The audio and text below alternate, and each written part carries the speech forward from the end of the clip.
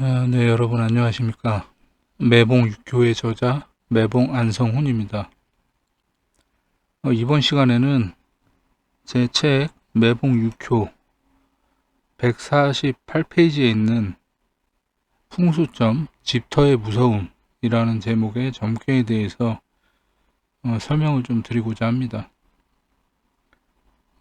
풍수점에 대해서 해단을 잘 못하시는 분들이 많기도 한데, 특히 이 점괘 같은 경우는 궤가 남발궤가 돼가지고 그 해석하는 것을 참 어려워하시는 분들이 피드백 요청을 많이 하셔가지고, 그래서 그런 부분들을 좀 설명을 드리고자 합니다. 일단은 이 점괘는 2015년 3월 25일 날 여성분께서 문점하신 겁니다. 책을 구매하셔서 보신 분들은 아시겠지만,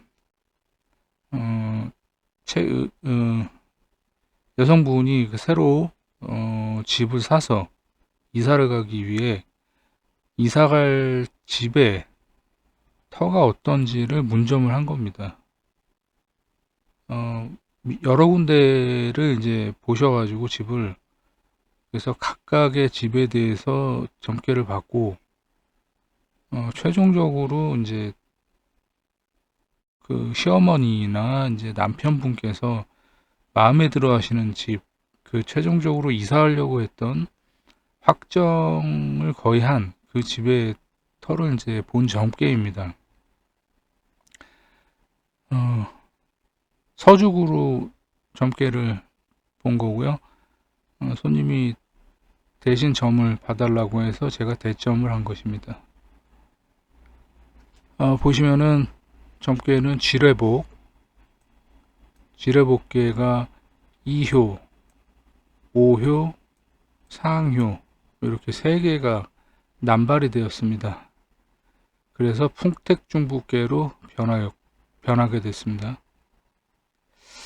그 집터 풍수를 볼 때는 5효와 2효의 관계가 어떤지를 잘 참고를 하셔야 됩니다. 5효 그리고 2효. 이 말인즉슨 5효의 오행이 2효의 오행을 상극을 하게 되면 그 집의 기운, 나쁜 기운이 있는 집터라도 그 기운을 이기고선 살 수 있는데, 그렇지 않고 지금 이 점괘처럼 5효가 2효를 수생목으로 생조를 한다던가 뭐 이런 경우가 되면 기운을 완전히 뺏기게 되는 거죠. 그리고 2효가 만약에 5효를 상극을 한다. 뭐 이 경우는 아닙니다만, 예를 들어서 5효가 만약에 토의 기운이었다면 2효 목극토로 극을 당하게 되는 상태, 뭐 그런 경우가 되면 당연히 이제 좋지 못한 경우가 되는 겁니다. 그래서 이 점괘는 일단 첫 번째로 보시면은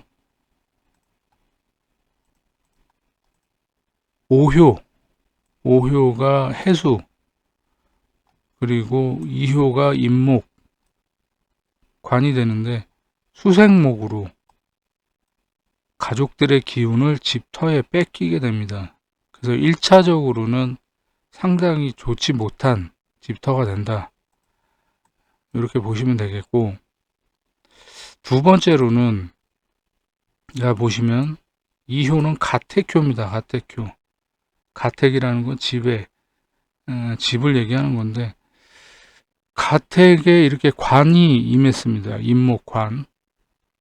자, 임목관은 육교 공부하신 분들은 어느 정도 아시겠지만, 대체적으로 그 농약을 먹고서 이제 세상을 달리하신 분이거나, 혹은 나무에 이제 목을 메고 이제 좋지 못한 선택을 하신 분들, 그런 분들의 영혼이 대체적으로 임목이나 묘목관이 가택에 있을 때 그렇게 표현을 합니다. 일단 남발된 괴를 일단 보겠습니다. 자, 보시면은 2효가 동했고 5효와 상효가 동했는데, 여기서 문제는 5효와 상효가 동하면서 동효가 변효가 서로 상충을 합니다. 사해충, 묘유충. 이 경우를 반음괴가 되었다라고 표현을 합니다. 자, 4괴, 초효, 2효, 3효는 4괴, 4효, 5효, 상효는 외괴. 안과 받게 되는데, 외괴에서 이렇게 반음괴가 이루어지게 되면 바깥일, 그러니까 뭐 사업을 하시는 분들은 사업이 되겠고, 뭐 직장 다니시는 분들은 직장일이 될 테고, 집안이 아닌 바깥일이 상당히 불안하고 좋지 못한 그런 결과를 맞이하게 된다, 이렇게 이해를 하시면 되겠습니다. 근데 이 점께서 이제 가장 문제가 되는 것은 택효에 관이 임했는데 동에서 묘목으로 진신이 되었습니다. 힘이 더 강해진다 라는 그런 뜻으로 이해를 하시면 되는데, 관이 이렇게 동해서, 특히나 가택효에서 동해 가지고 관요가 진신이 되는 경우에는 사건 사고, 건강,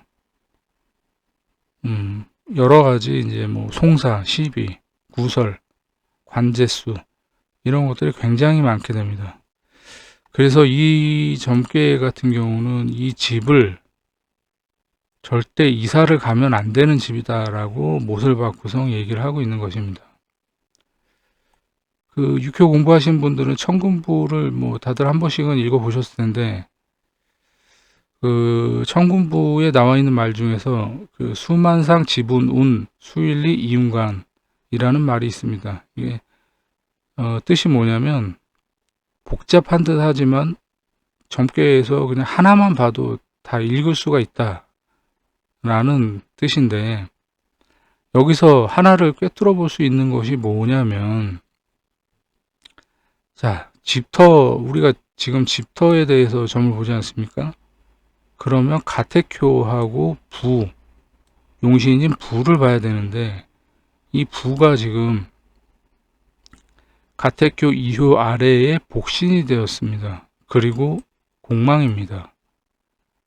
이것만 가지고도 일단은 이 집터가 굉장히 나쁜 집터다라는 것을 알 수가 있습니다.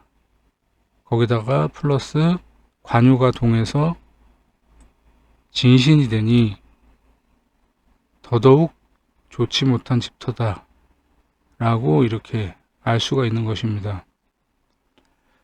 그리고 추가로 5효와 상효가 동해서 이와 같이 반음을 만드는데, 자, 2효하고의 상관관계, 탐생, 만극을 한번 살펴보겠습니다. 유금이 동해서 금생수로 제효를 생조를 하고, 이 제효 해수는 동해서 택효의 관요를 생조를 합니다. 금생수, 수생목. 자, 그럼 이 괴에서 가장 힘이 센 거는 뭐가 될까요? 네, 바로 관요가 가장 힘이 세게 됩니다. 아까도 말씀드렸지만은 관효가 이렇게 동하고 진신이 되고 가뜩이나 일진에서 생조까지 받으면서 월에도 관요가 임했습니다.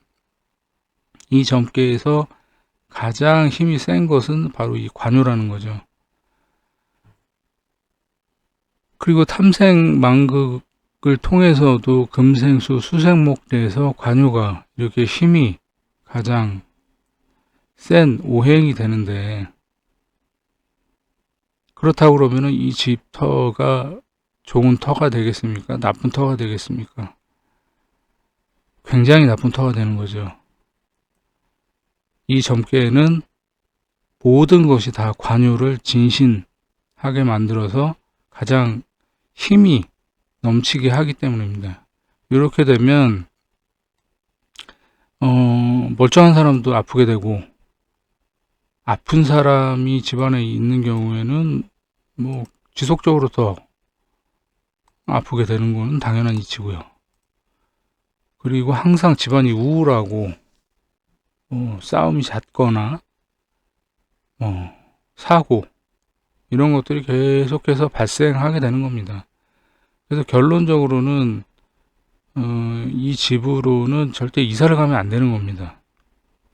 그래서 그렇게 설명을 해드렸는데 2015년에 이제 상담을 했는데 이후에 3년 뒤쯤에 손님이 다시 연락이 왔습니다.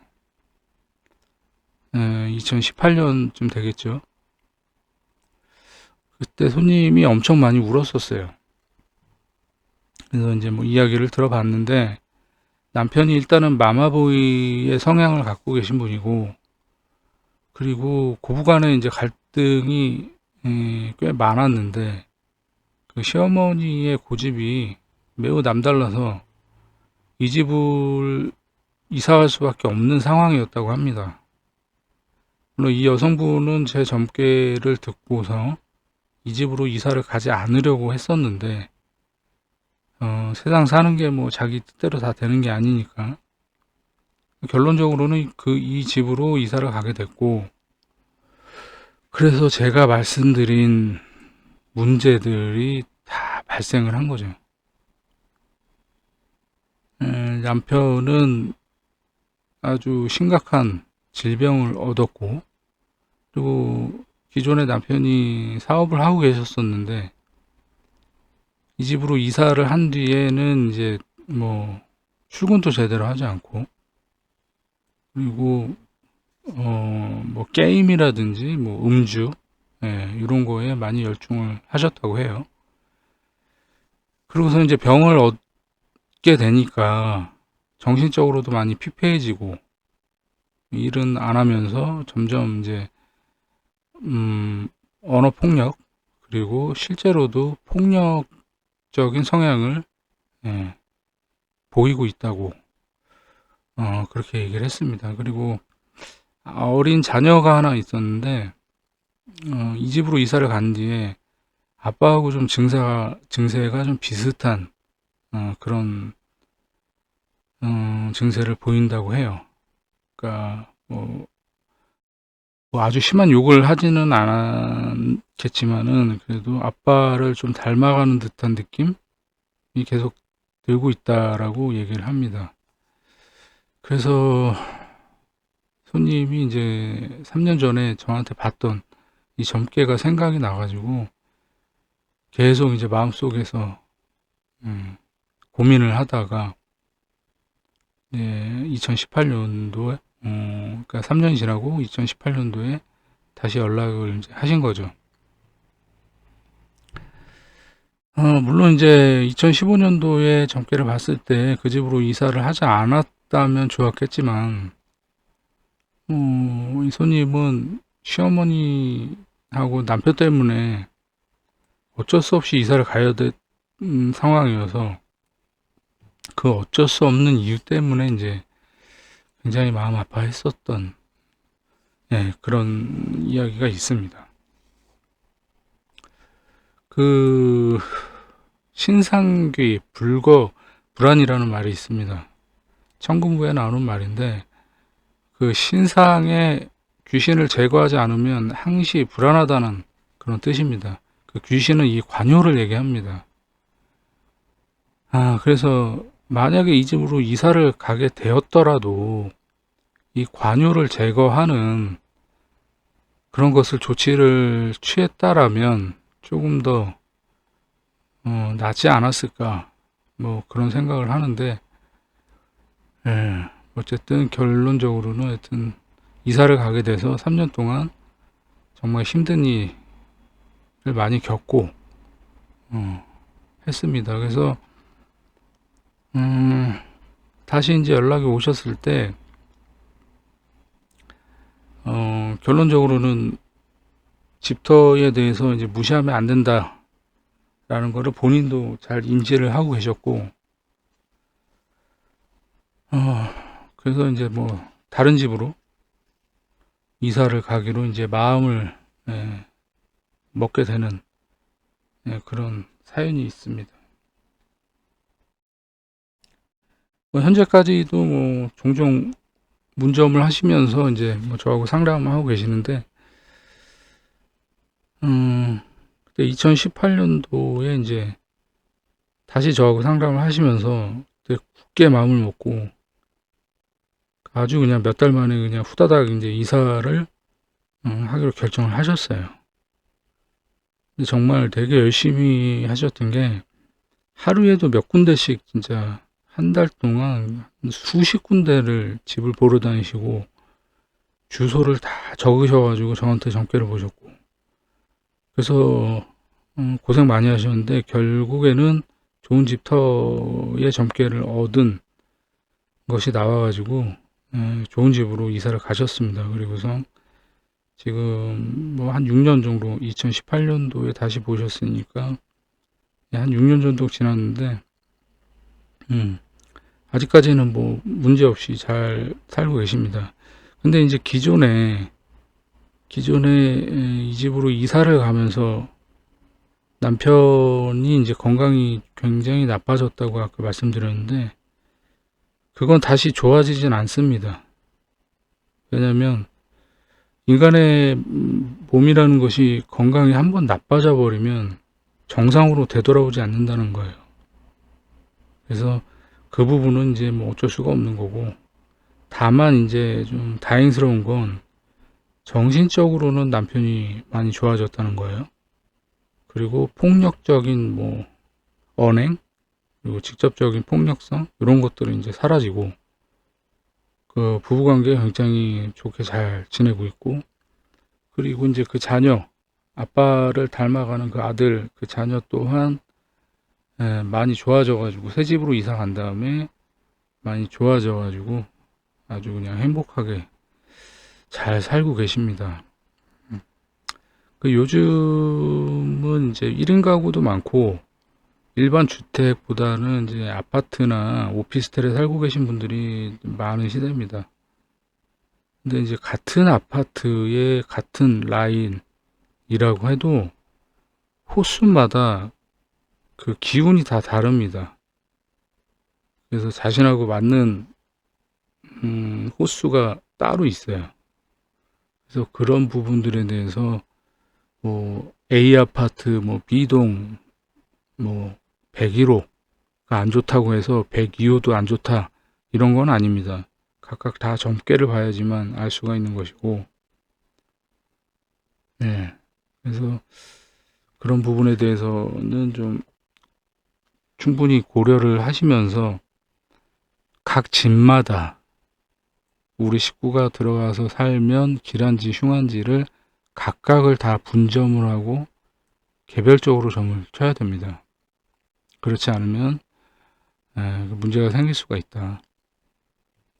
그 집터에 대해서 별로 그렇게 신경을 안 쓰시는 분들도 뭐 많이 계신 걸로 알고 있는데, 뭐 그런 부분에 대해서는 뭐 각자의 선택이니까 제가 뭐 이렇다 저렇다라고 말씀드릴 사안은 아닙니다만, 6호점을 치는 사람의 입장에서 얘기를 한다면 가장 중요한 것은 아까도 말씀드렸듯이 5효와 2효의 관계,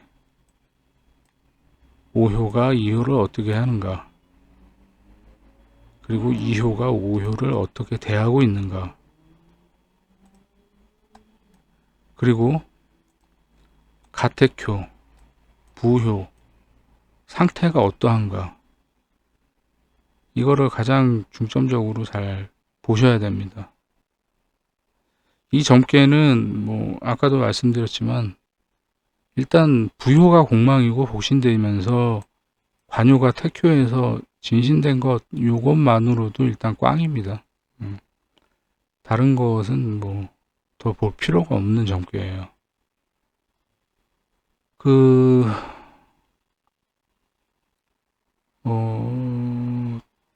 예전에 제 지인 중에서도 이런 비슷한 점괘를 받았는데도 불구하고 이사를 가신 분이 계셨는데, 교회를 다니시는 교인이셨습니다. 근데 제가 이제 워낙 친한 사이라서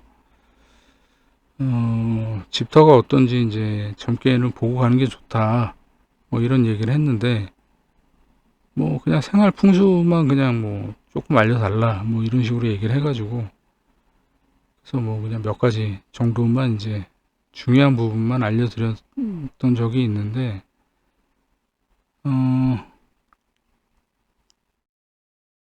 이사를 간 지 한 달도 안 돼가지고, 그 집에 작은 아들 고등학생이었는데 그 당시에 가출을 합니다. 그리고 큰 아들이 이제 군대를 다녀온 지 얼마 안 된 큰 아들이 있었는데, 전역하고 나서 뭐 사고를 쳐가지고 이제 구속이 되고,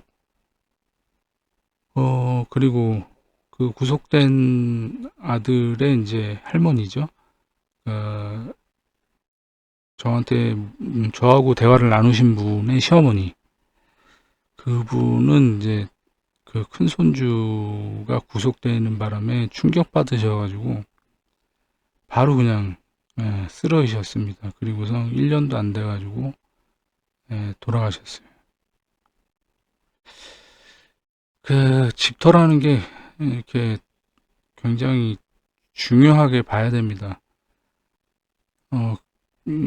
아무리 뭐 비싼 집, 좋은 집에 산다고 하더라도 들어가서 살게 되는 사람과의 기운이 맞지 않으면 아주 큰 영향을 끼치게 되는 겁니다. 그래서 집터를 이사 가기 전에 반드시 집터가 길한지 흉한지 점괘를 보시고 가는 게 좋습니다. 근데 어떤 손님들의 경우는 이런 경우가 있어요. 이사를 하려고 계약을 해놓고 보러 오시는 분들이 있어요. 그러면은 답답합니다. 왜냐면 이사를 가려고 이미 계약을 했는데, 계약을 한 상태에서 점괘를 봐서 점괘가 안 좋으면 어떻게 할 거냐는 거죠. 만약에 좋게 나오면 다행인데, 신상기 불거불안이라고 아까 말씀드린 것처럼, 귀신 문제, 이 관요의 문제를 제거할 수 있을 정도의 점괘가 나와주면 다행인데, 그렇지 않게 너무 이 점괘처럼 너무 안 좋게 나온 게 되면 어떡할 거냐 이거예요. 그래서 그런 부분에 대해서는 참 고민이 많습니다, 저도. 근데 손님이 계약을 했다는데 뭐 100만 원이든 200만 원이든 계약금을 걸고 와서 봐달라는데 안 봐줄 수도 없는 노릇이고, 그래서 되도록이면은 점괘를 보실 때 뭐 이 집이 마음에 든다 그러면 무조건 계약을 하지 마시고 점괘를 보신 다음에 뭐 해도 늦지 않지 않겠느냐, 저는 그렇게 생각합니다. 근데 뭐 부동산에서는 뭐 고객님 뭐 지금 계약 안 하시면 이따 오후에 뭐 누가 와서 계약할 거예요. 물론 그럴 수도 있겠죠. 그런데 뭐 그 집이 설사 나간다고 하더라도 그럼 다른 좋은 집을 또 구하면 되는 것이니까요. 그렇게 좀 생각을 좀 넓게 하셔야 될 겁니다. 가뜩이나 이제 운이 나쁜 경우라면 나쁜 터에 살게 되면 얼마나 더 나쁘게 될지는 이제 뻔한 일이겠죠.